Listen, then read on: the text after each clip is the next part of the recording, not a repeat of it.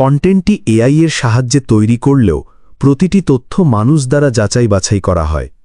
AI এখানে একটি শক্তিশালী সহকারী, মূল চালক নয়। আমাদের আজকের আলোচনাটা কিন্তু বেশ অন্যরকম। আমরা এমন একটা উৎসের গভীরে যাব যা সামাজিক নিয়ন্ত্রণ, মনস্তাত্ত্বিক কৌশল আর ইতিহাসের কিছু গোপন বেশ বিতর্কিত দিক নিয়ে কথা বলেছে। হ্যাঁ, এবং কিছু ধারণা তো বেশ চমকপ্রদ বটে, যদিও বলতেই হচ্ছে অনেক কিছুই কিন্তু অনুমান নির্ভর। একদম। আর সেটা শুরুতেই পরিষ্কার করে নেওয়া ভালো। আমরা শুধু এই উৎসের বক্তব্যগুলো তুলে ধরছি, বিশেষ করে ওই যে প্রাচীন মিশর নিয়ে যে তত্ত্বটা আছে, ওটা লেখকের নিজস্ব অনুমান। আমরা এর ভেতরের ভাবনাগুলো খতিয়ে দেখব। চলুন শুরু করা যাক। হ্যাঁ, উৎসটা আসলে দেখতে চেয়েছে সময়ের সাথে সাথে মানুষের চিন্তাভাবনা কিভাবে পাল্টে গেল আর বিভিন্ন সমাজ কিভাবে মানুষকে জনগোষ্ঠীকে নিয়ন্ত্রণ করার চেষ্টা করেছে। এর জন্য ওরা প্রাচীন সভ্যতা থেকে শুরু করে একদম আজকের দিনের ঘটনা পর্যন্ত টেনে এনেছে, যা নিঃসন্দেহে ভাবনার খোরাক যোগায়, যদিও কিছু জিনিস বেশ অস্বস্তিকর। আচ্ছা, আলোচনাটা শুরুই হচ্ছে আমাদের ওয়ার্ল্ড ভিউ বা বিশ্ব দৃষ্টি কিভাবে পাল্টেছে সেই ধারণাটা দিয়ে। উৎসটা বলছে প্রাচীনকালে মানুষ ভাবত মন থেকে বস্তুর সৃষ্টি হয়। হ্যাঁ, যেন পুরো মহাবিশ্বটাই একটা মন, যার কম্পনেই সব তৈরি হচ্ছে। ঠিক, কিন্তু আধুনিক বিজ্ঞান আমাদের কি শেখায়? ঠিক উল্টোটা। আমাদের মস্তিষ্ক ব্রেন সেটাই মন তৈরি করে। যদিও উৎসটা কিন্তু এই আধুনিক ব্যাখ্যা নিয়েও প্রশ্ন তুলেছে, বলছে এটা তো সমস্যা আছে। ইন্টারেস্টিং। আরেকটা বড় পার্থক্যের কথাও বলছে, পৃথিবীকে বোঝার পদ্ধতিতে। ও হ্যাঁ, আগেকার দিনে মানুষ পৃথিবীকে দেখত অনেকটা রূপক অর্থে, অদৃশ্য শক্তির প্রভাব, দেব-দেবী এসব বিশ্বাস করত। আর এখনকার বিজ্ঞান তো যা দেখা যায়, যা মাপা যায় সেটাই সত্যি, যা ধরাছোঁয়ার বাইরে তার অস্তিত্বকেই প্রায় স্বীকার করে না। সবকিছুকে খুব আক্ষরিক অর্থে নেওয়া হয়, তাই না? হ্যাঁ, তা বটে। আচ্ছা, তৃতীয় আর একটা পরিবর্তনের কথা বলছিল না, জ্ঞানের উৎসের ওপর নির্ভরতা নিয়ে? এক্স্যাক্টলি। আগে মানুষ নিজের সজ্ঞা ইন্টুইশন, ভেতরের অনুভূতি, সেটার ওপর অনেক বেশি ভরসা করত। আর এখনকার শিক্ষা ব্যবস্থা আমাদের কি শেখায়? ডেটা, থিওরি, যন্ত্রপাতির রিডিং, এগুলোর উপর নির্ভর করতে। ঠিক, নিজের ইন্দ্রিয়ের চেয়ে তথ্য আর বিশ্লেষণকেই বেশি গুরুত্ব দিতে বলা হয়। উৎসটা তো বলছে এই পরিবর্তনটা আমাদের স্বাভাবিক প্রবৃত্তির বিরুদ্ধেই যায়। হয়তো এই জন্যই প্রাতিষ্ঠানিক শিক্ষা অনেকের কাছে এত কঠিন লাগে। বেশ ইন্টারেস্টিং পর্যবেক্ষণ। আচ্ছা, এরপর উৎসটা তো প্রাচীন সভ্যতার দিকে নজর দিচ্ছে, তাই না? যখন মানুষ বড় সমাজ বানিয়ে থাকতে শুরু করলো। হ্যাঁ, তখন এত বিশাল জনগোষ্ঠীকে একসাথে রাখা বা নিয়ন্ত্রণ করাটা একটা বিরাট চ্যালেঞ্জ ছিল। তো উৎসটার মতে 4টে প্রাচীন সভ্যতা, চীন, সিন্ধু উপত্যকা হরপ্পা, মেসোপটেমিয়া আর মিশর, এরা এই চ্যালেঞ্জটা সামলাতে 4 রকম রাস্তা নিয়েছিল। 4 রকম? যেমন সংক্ষেপে যদি একটু বলেন। উৎসটা বলছে চীন স্থিতিশীলতা এনেছিল একটা খুব শক্তিশালী আমলাতন্ত্র আর কেজু বলে একটা ভয়ানক কঠিন সরকারি চাকরির পরীক্ষার মাধ্যমে। ও হ্যাঁ, কেজু। হ্যাঁ, সবার জীবনের লক্ষ্যই হয়ে দাঁড়ালো ছেলেমেয়েকে এই পরীক্ষায় পাশ করানো। এর আধুনিক ভার্সন গাউকাউ তো আজও আছে চীনে।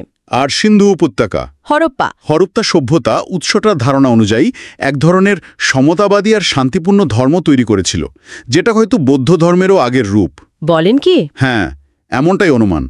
আর এই ধর্মটাই নাকি ওদের সমাজকে বহুদিন ধরে স্থিতিশীল রেখেছিল। আচ্ছা, বাকি রইল মেসোপটেমিয়া আর মিশর। মেসোপটেমিয়ার ভৌগোলিক অবস্থানটা ছিল খুব রিস্কি, প্রাকৃতিক সুরক্ষা কম, ফলে ওখানে যুদ্ধ লেগেই থাকত।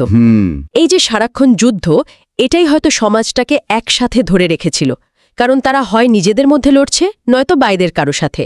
আর মিশরের সমাধানটা ছিল একদম অন্যরকম, ফারাওকে ঈশ্বর বানানো। ঠিক, ফারাও নিজেই ঈশ্বর, কাজেই তার কথাই আইন। এই একটা বিশ্বাসের জোরেই মিশর হাজার হাজার বছর ধরে টিকেছিল একটা শক্তিশালী সভ্যতা হিসেবে। ফারাওকে ঈশ্বর হিসেবে মেনে নেওয়া, এটাই তো নিয়ন্ত্রণের একটা সাংঘাতিক কৌশল। কিন্তু ফারাও তো আসলে মানুষই ছিলেন। এখানেই উৎসটা নেতৃত্বের গুণাবলী নিয়ে আমাদের যে সাধারণ ধারণা, সেটাকে চ্যালেঞ্জ করছে। আমরা তো নেতা বলতে বুঝি দায়িত্ববান, জ্ঞানী, সহানুভূতিশীল মানুষ, তাই না? হ্যাঁ, বইপত্রে তো তাই লেখা থাকে, কিন্তু উৎসটা বলছে ইতিহাসে বা বাস্তবে ক্ষমতা ধরে রাখতে গেলে নাকি সম্পূর্ণ অন্য 3টে স্কিল বা দক্ষতার দরকার হয়। অন্য 3টে কি কি? প্রথমটা হলো অপ্রত্যাশিত আচরণ, মানে আনপ্রেডিক্টেবিলিটি। অন্যরা যাতে বুঝতেই না পারে আপনি কখন কি ভাবছেন বা করতে চলেছেন। আচ্ছা, দ্বিতীয়টা? দ্বিতীয়টা মারাত্মক চাপ সহ্য করার ক্ষমতা, হাই স্ট্রেস টলারেন্স, মানে সমালোচনা, ঘৃণা, অন্যের মতামত এগুলো যেন গায়েই না লাগে। উৎসটা ডোনাল্ড ট্রাম্পের উদাহরণ দিচ্ছে। হ্যাঁ, যে এত বিরোধিতা সত্ত্বেও কিভাবে অবিচল থাকেন। ঠিক। আর তৃতীয় দক্ষতাটা হলো সহানুভূতির অভাব, ল্যাক অফ এমপ্যাথি, মানে অন্যের দুঃখ কষ্ট নিয়ে বেশি মাথা না ঘামিয়ে নিজের লক্ষ্যে স্থির থাকা, আত্মকেন্দ্রিকতা আর কি। অপ্রত্যাশিত আচরণ, চাপ সহ্য করা, সহানুভূতির অভাব, এই 3টির কম্বিনেশন? হ্যাঁ, উৎসটার মতে এই 3টে গুণের সমন্বয়ে এক বিশেষ মানসিক অবস্থার জন্ম দেয়। ওরা বলছে ডিসোসিয়েশন। ডিসোসিয়েশন মানে কি? সোজা কথায় বললে মনটা যেন শরীর থেকে আলাদা হয়ে যায়। যা ঘটছে সেটা যেন নিজের সাথে ঘটছে না, অন্য কারো সাথে ঘটছে। আপনি শুধু একজন দর্শক। এটা কি মানে কোনো মানসিক সমস্যার দিকে ইঙ্গিত করছে? উৎসটা তো সরাসরি একে মাল্টিপল পার্সোনালিটি ডিসঅর্ডার বা এমপিডি বা ডিসোসিয়েটিভ আইডেন্টিটি ডিসঅর্ডার ডিআইডির সাথে জুড়ে দিচ্ছে। বলেন কি? হ্যাঁ, দাবি করছে যে ট্রাম্পের মতো নেতারা নাকি বিভিন্ন পরিস্থিতিতে একদম আলাদা ব্যক্তিত্বের মতো আচরণ করেন। এটাই তাদের অপ্রত্যাশিত করে তোলে। উৎসটার খুব বিতর্কিত দাবি হল ইতিহাসের অনেক প্রভাবশালী নেতাই নাকি আসলে এরকম ছিলেন। কিন্তু কেন? মানে কেন এরকম ব্যক্তিত্ব নেতৃত্বের জন্য দরকারি হতে পারে? এর কোনো ব্যাখ্যা দিচ্ছে উৎসটা? দিচ্ছে। ওরা এখানে গেম থিওরির সাহায্য নিচ্ছে। বলছে যেখানে লক্ষ লক্ষ খেলোয়াড়, সেখানে জেতার একটা ভালো উপায় হল গোপনে জোট বাঁধা, সিক্রেট অ্যালায়েন্স। তা তো বটেই। কিন্তু মুশকিল হল, যেহেতু সবাই এটা জানে, তাই শুধু একটা জোটে থাকলে হবে না। সফল হতে গেলে একাধিক শক্তিশালী গোপন জোটের অংশ হতে হয়। কিন্তু গোপন সংগঠনগুলো তো সদস্যের আনুগত্য চায়, লয়্যালটি। একাধিক জোটের প্রতি অনুগত থাকা তো খুব কঠিন, মানে ঝুঁকিপূর্ণ।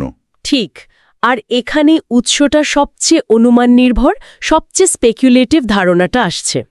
ওরা বলছে ডিসোসিয়েটিভ আইডেন্টিটি বা একাধিক ব্যক্তিত্ব তৈরি করা নাকি এর একটা সমাধান হতে পারে। কিভাবে? যেহেতু ভিন্ন পরিস্থিতিতে আপনি ভিন্ন মানুষ, তাই কোনো একটা জোট আপনার আসল আনুগত্য বা উদ্দেশ্য ধরতে পারে না। আপনি সবসময় অধরা থেকে যান। উৎসটা এমনকি দাবি করছে গোয়েন্দা সংস্থাগুলো লোক নেওয়ার সময় নাকি এই ডিসোসিয়েশনের ক্ষমতাই দেখে, মানে চাপে পড়লে সে কি চট করে নিজের মূল সত্তা থেকে বিচ্ছিন্ন হতে পারে।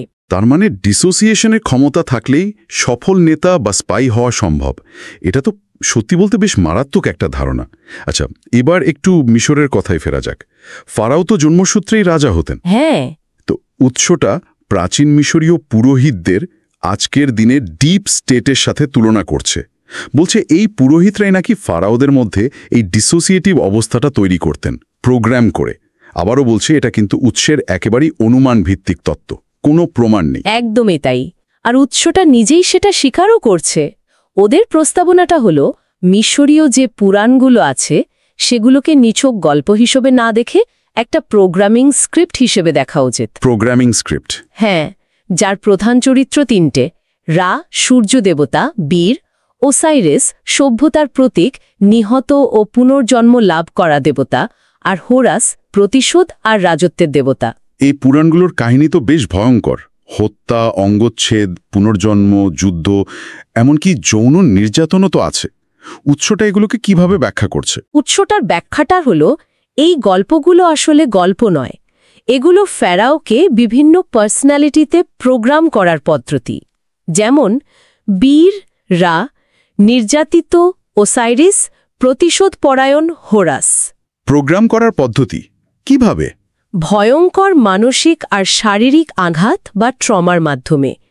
উৎসটার অনুমান ফেরাওকে হয়তো মাদকাসক্ত করে বা হিপনোটাইজ করে পুরাণের এই চরিত্রগুলোর ভূমিকায় অভিনয় করানো হতো, আর একই সাথে প্রতীকীভাবে হলেও ছুরি মারা, টুকরো করা, সমাধিতে রাখা, যৌন নির্যাতন, ডুবিয়ে দেওয়ার এই ধরনের ভয়ঙ্কর অভিজ্ঞতার মধ্যে দিয়ে নিয়ে যাওয়া হতো। কি সাংঘাতিক! এর উদ্দেশ্য কি? উদ্দেশ্য ডিসোসিয়েশন তৈরি করা, মনটাকে শরীর থেকে আলাদা করে দেওয়া। এই প্রক্রিয়াকে কেউ সাহায্য করত? উৎসটির মতে এখানেই দেবী আইসিসের ভূমিকাটা আসে। একজন পুরোহিত, হয়তো প্রধান পুরোহিত, আইসিসের মুখোশ পরে দেবীর কণ্ঠে কথা বলে ফেরাওকে মানসিক আশ্রয় দিতেন, তাকে শান্ত করতেন, তার উপর নির্ভরশীল করে তুলতেন। এই আইসিস চরিত্রটি নাকি হয়ে উঠতেন আসল নিয়ন্ত্রক বা কন্ট্রোলার। বাহ! হ্যাঁ, আর পরে প্রয়োজন অনুযায়ী নির্দিষ্ট উদ্দীপক ব্যবহার করে, যেমন ধরুন বিশেষ গন্ধ, রার জন্য ধূপ, ওসাইটিসের জন্য গোলাপ, ফারাওয়ের ভেতরের নির্দিষ্ট পার্সোনালিটি বা আবেগটাকে জাগিয়ে তোলা হতো। তার মানে মূল উদ্দেশ্য ছিল ফারাওকে পুরোহিতদের হাতের পুতুল বানিয়ে রাখা, ক্ষমতাটা নিজেদের হাতে রাখা। হ্যাঁ, মূলত তাই, ক্ষমতা টিকিয়ে রাখা। তবে উৎসটা এটাও বলছে যে এই ডিসোসিয়েশন হয়তো ফারাওকে টিকে থাকতেও সাহায্য করত, কারণ একজন অপ্রত্যাশিত, আনপ্রেডিক্টেবল, সহানুভূতিহীন শাসককে সহজে কাবু করা যায় না, ভাইদের ষড়যন্ত্র থেকে বাঁচা যায়।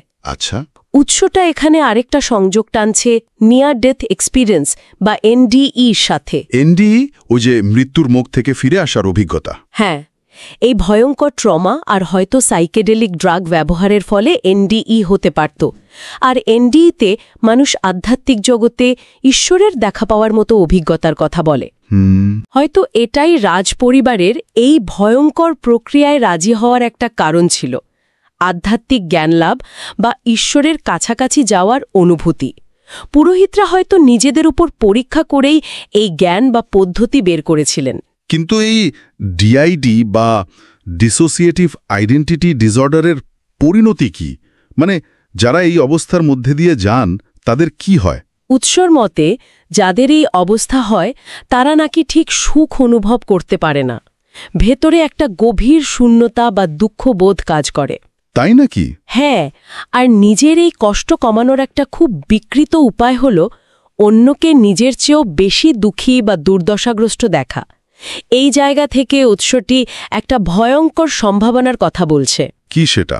বলছে ক্ষমতাবান ডিআইডি সম্পন্ন ব্যক্তিরা হয়তো পৃথিবীকে আরও খারাপ জায়গা বানাতে চাইতে পারেন, কারণ অন্যের দুর্দশা দেখলে তারা নিজেদের কম দুঃখী মনে করেন। এটা তো খুবই ডিস্টার্বিং একটা চিন্তা। ঠিক, আর এখানেই উৎসটি একেবারে আধুনিক সময় লাফ দিচ্ছে।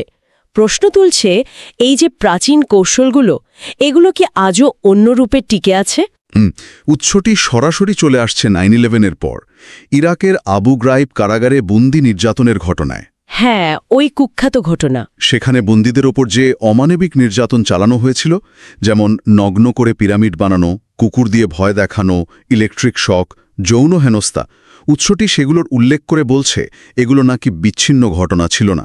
হ্যাঁ, মার্কিন সেনাবাহিনী প্রথমে কিছু বিপদগামী সেনার ওপর দোষ চাপিয়েছিল, কিন্তু পরে জানা যায় এই নির্যাতন পদ্ধতি ডিজাইন করার জন্য সিআইএ মনোবিজ্ঞানীদের রীতিমতো মিলিয়ন মিলিয়ন ডলার দিয়েছিল। মনোবিজ্ঞানীদের কেন? উৎসটার ব্যাখ্যা হল এটা ছিল লার্নড হেল্পলেসনেস বা অর্জিত অসহায়ত্ব তত্ত্বের প্রয়োগ। মার্টিন সেলিগম্যানের তত্ত্ব, যিনি আবার পজিটিভ সাইকোলজিরও জনক। হ্যাঁ, তিনি। উৎসটার দাবি তার তত্ত্ব ব্যবহার করে চেষ্টা করা হচ্ছিল বন্দীদের মানসিকতা বদলে ফেলার, মানে রার মতো যোদ্ধা থেকে ওসাইরিসের মতো অসহায়, নিষ্ক্রিয় করে তোলার। কিন্তু ফল কি হলো? উৎসটির মতে ফল হল ঠিক উল্টো। এই চরম নির্যাতনের ফলে বন্দীরা আরও বেশি র্যাডিক্যাল, আরও চরমপন্থী হয়ে উঠল। আর তৈরি হল কি? আইসিস। আইসিস? হ্যাঁ, উৎসটি আইসিস নামের সাথে মিশরীয় দেবী আইসিসের নামের মিলটাকেও তাৎপর্যপূর্ণ মনে করছে। বলছে এটা কাকতালীয় নাও হতে পারে। অনেক আইসিস নেতাই নাকি মার্কিন নিয়ন্ত্রিত কারাগারে থাকার সময়ই চরমপন্থার দিকে ঝুঁকেছিল। উৎসটা গুয়ান্টানামো বের একজন বন্দী আবু জুবাইদার সাক্ষ্যকে খুব গুরুত্ব দিচ্ছে। তার উপর নাকি এমন সব নির্যাতন চালানো হয়েছিল জোর করে খাওয়ানো, কফিনের মতো বাক্সে রাখা, ওয়াটারবোর্ডিং, ড্রিল দিয়ে ভয় দেখানো, যৌন হয়রানি। উৎসটা বলছে এই বর্ণনাগুলো নাকি মিশরীয় পুরাণে ওসাইরিস বা হোরাসের উপর নির্যাতনের বর্ণনার সাথে মিলে যায়। অবিশ্বাস্য। তাই উৎসটার চূড়ান্ত সিদ্ধান্তটা খুবই বিস্ফোরক। আবু ঘ্রাইবের আসল উদ্দেশ্য নাকি তথ্য সংগ্রহ ছিলই না। তাহলে কি ছিল? উদ্দেশ্য ছিল বন্দীদের ভয়ঙ্কর ট্রমার মাধ্যমে প্রোগ্রাম করে আরও ভয়ঙ্কর সন্ত্রাসী বা মানব ড্রোনে পরিণত করা, যাতে মধ্যপ্রাচ্যে আরও বিশৃঙ্খলা সৃষ্টি হয়। অর্থাৎ প্রোগ্রামটা ব্যর্থ হয়নি, বরং আইসিস তৈরির মাধ্যমে সফল হয়েছে। তথ্য পেতে চাইলে তো ভালো ব্যবহার করলেই চলতো। মানে নিরীহ মানুষকে প্রোগ্রাম করে টেরোরিস্ট বানানো, এটা তো ভাবাও যায় না। এই মনোনিয়ন্ত্রণের ধারণাটা আরও ছড়াচ্ছে যখন উৎসটা সিআইএ এর আরেকটা কুখ্যাত প্রজেক্টের কথা বলছে, MK আল্ট্রা। ও হ্যাঁ, MK আল্ট্রা 1950-60-এর দশকে চালানো হয়েছিল। সিআইএ পরে স্বীকারও করেছে এটা। এই গোপন প্রকল্পে ড্রাগস, বিশেষ করে LSD, হিপনোসিস, সেন্সরি ডেপ্রিভেশন, নির্যাতন, এগুলো ব্যবহার করে মানুষের মন নিয়ন্ত্রণ বা ব্রেইন ওয়াশ করার চেষ্টা হয়েছিল। আর সবচেয়ে ভয়ঙ্কর অভিযোগটা হলো এসব পরীক্ষা নাকি নিরীহ মার্কিন নাগরিক, এমনকি শিশুদের উপরও চালানো হয়েছিল। যদিও সিআইএ পরে বলেছে যে প্রজেক্টটা বন্ধ করে দেওয়া হয়েছে, সব নথি নষ্ট করা হয়েছে, কিন্তু উৎসটা প্রশ্ন তুলছে, এর প্রভাব কি সত্যিই শেষ হয়ে গেছে? মানসিক রোগের ওষুধের এত ব্যাপক ব্যবহার, বিজ্ঞাপন, এমনকি আমাদের শিক্ষা ব্যবস্থা। উৎসটির শেষ কথাটা তো রীতিমতো চমকে দেওয়ার মতো। আমরা সবাই এখন ফারাও। হ্যাঁ, মানে আমরা সবাই এখন কোনো না কোনোভাবে নিয়ন্ত্রিত হচ্ছি বা প্রোগ্রামড হচ্ছি। উৎসটা মনোবিজ্ঞানীদের নিয়েও একটা পর্যবেক্ষণ দিয়েছে, বলছে তাদের মধ্যে নাকি মানসিক অসুস্থতার হার তুলনামূলকভাবে বেশি। সাইকোথেরাপির কার্যকারিতা নিয়েও প্রশ্ন তুলেছে। সব মিলিয়ে উৎসটার মূল বক্তব্যটা দাঁড়াচ্ছে যে হাজার হাজার বছর আগের ওই মিশরীয় নিয়ন্ত্রণ কৌশলগুলো হয়তো আজও গণমাধ্যম, শিক্ষা, মনোবিজ্ঞান, প্রযুক্তি এগুলোর মাধ্যমে অন্য রূপে আমাদের জীবনে সক্রিয় আছে। ঠিক। ইন্টারনেট, ফেসবুক, টুইটার এগুলোর উৎস বা নিয়ন্ত্রণ নিয়েও তো প্রশ্ন তুলেছে। হ্যাঁ, এটি একটি সুদূর প্রসারী এবং অত্যন্ত বিতর্কিত থিসিস, সন্দেহ নেই, যেখানে ইতিহাসের আপাত বিচ্ছিন্ন অনেক ঘটনার মধ্যে একটা ধারাবাহিক নিয়ন্ত্রণের নকশা খোঁজার চেষ্টা করা হয়েছে। তবে আলোচনার শেষে আবারও মনে করিয়ে দিতে চাই, এই উৎসের বেশিরভাগ বক্তব্য, বিশেষ করে প্রাচীন মিশর সংক্রান্ত যে অংশটা, সেটা কিন্তু নিছকই অনুমান, স্পেকুলেশন, কোনো প্রতিষ্ঠিত ঐতিহাসিক বা বৈজ্ঞানিক সত্য নয়। একদমই। উৎসটাও নিজেই বারবারের সীমাবদ্ধতার কথা বলেছে, পাঠককে সন্দেহপ্রবণ হতে, প্রশ্ন করতে উৎসাহিত করেছে। তাই এই আলোচনাটিকে একটা মাত্র দৃষ্টিকোণ বা একটা চিন্তার খোরাক হিসেবে নেওয়াই ভালো। এর উদ্দেশ্য কিন্তু ফ্যাক্টস দেওয়া নয়, বরং প্রশ্ন জাগানো, চিন্তাকে উস্কে দেওয়া। ঠিক।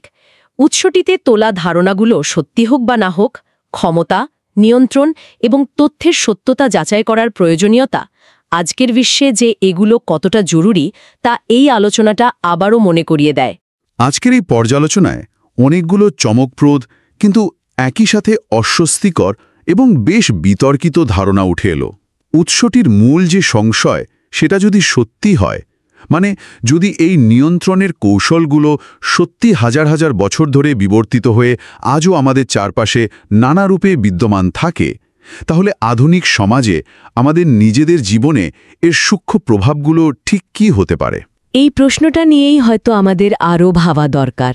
নিয়ন্ত্রণ, প্রভাব বিস্তারের কৌশল আর এই তথ্যের যুগে কোনটা সত্যি, কোনটা নয় তা বোঝার ক্ষমতা অর্জন করা। এই বিষয়গুলো নিয়ে আরও গভীর অনুসন্ধান আর আলোচনার অবকাশ অবশ্যই আছে। আলোচনাটি ভালো লাগলে লাইক ও কমেন্ট করুন এবং এমন আরও তথ্যবহুল আলোচনা শুনতে সাবস্ক্রাইব করুন।